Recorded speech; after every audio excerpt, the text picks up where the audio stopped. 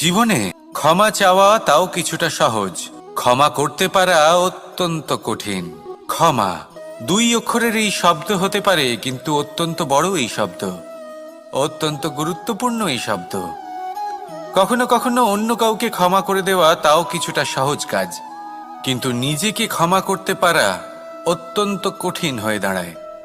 অতীতে যদি আমাদের এমন কোনো ভুল হয় যে কারণে আমরা নিজেকে ক্ষমা করতে পারি না, অনেক সময় এমন কিছু ভুল করে বসি যে বিষয় শুধু আমরাই জানি, কিন্তু আমরা নিজেকে ক্ষমাই করতে পারি না, আর আমাদের বিকাশ সেখানে স্তব্ধ হয়ে যায়।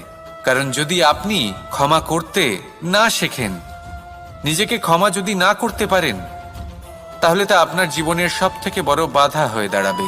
সেই জন্য জীবনে অবশ্যই শিখুন যে কিভাবে নিজেকে ক্ষমা করতে হয়, আর শিখুন যে আগের করা ভুল আবার কি করে না করা যেতে পারে।